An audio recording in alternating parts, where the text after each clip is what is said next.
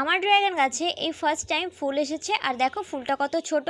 আমি দেখা মাত্রই কিন্তু ফোনটা নিয়ে চলে এলাম ভিডিও করতে, কারণ আজ আমি এতটাই খুশি তোমাদেরকে বলে বোঝাতে পারবো না। কারণ আমি অনেক চাইতাম যে আমার গাছেও ফুল আসুক, আর এই গাছের বয়স কিন্তু 2-2.5 বছর আগে আমি এই গাছের একটা ডাল আমি আমার মামা বাড়ির থেকে এনেছিলাম। কারণ আমি গাছ পাকা ড্রাগন ফল খেয়ে মামা বাড়ির থেকে এত বেশি মজা পেয়ে গেছিলাম যে আমি ওইখান থেকে চেয়ে একটা ডাল নিয়ে এসেছিলাম। আমি কিন্তু আজ তোমাদেরকে ফুলের কড়ি আসা থেকে ফুল ফোটা পর্যন্ত দেখাবো, তাই জন্য ভিডিওতে শেষ পর্যন্ত থেকো। দিন ধরে আমি ঘরে ছিলাম না, তাই ঘরে এসে দেখি অনেকটাই ফুল বড় হয়ে গেছে।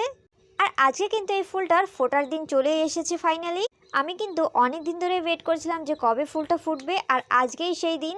আর তোমরা তো সবাই জানোই যে ড্রাগন ফুল কিন্তু রাত্রিবেলায় ফোটে, আর এখন কিন্তু সন্ধ্যাই হয়েছে।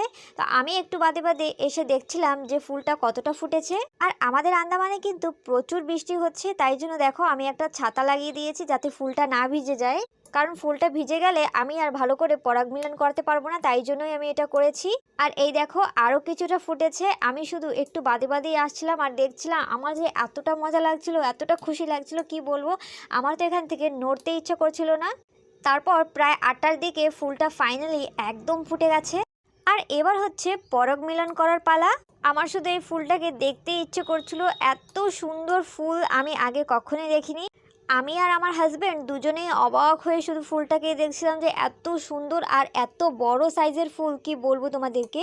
আমি এই ফুলটাকে একটু আদর করে দিচ্ছিলাম খুব ভালো করে, আর তারপরেই কিন্তু একটা বাটি আর একটা ব্রাশ নিয়ে নিয়েছিলাম।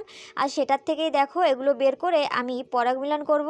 বাটিটা নিলে চারদিক থেকে এগুলো পড়বে আর বাটির থেকে বাইরে পড়বে না। আর অনেকটাই কিন্তু এই পাউডারের মতন সেগুলোকে জমা করে নিয়েছি, আর এটা আমি এই জায়গাটায় লাগিয়ে দেব। আর এই ড্রাগন ফুল কিন্তু মেল ফুল আর ফিমেল ফুল আলাদা আলাদা হয় না। এই একটা ফুলের মধ্যেই কিন্তু মেল পার্ট ফিমেল পার্ট দুটোটাই থাকে। তো মেল পার্ট থেকে এই পাউডারগুলো নিয়ে ফিমেল পার্টে লাগিয়ে দিতে হয়। আর এই দেখো আমার পরাগ মিলন করা কিন্তু কমপ্লিট হয়ে গেছে। আর আমার এই ফুলটার কাছ থেকে কিন্তু একদম নড়তে ইচ্ছে করছিল না। তারপরে সকাল হয়ে গেল, আর সকালে এসে দেখি ফুলটা একদম বুঝে গেছে। আর এখন হয়তো 8টা বাজে।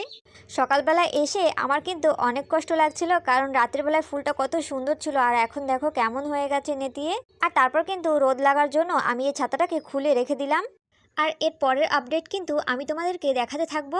আর আমার মতো কাদের কাদের বাড়িতে ড্রাগন গাছ আছে অবশ্যই কমেন্টে লিখো। সো আজকের ভিডিও পর্যন্ত দেখা হচ্ছে অন্য একটা মিনি ব্লগে। Tata bye bye.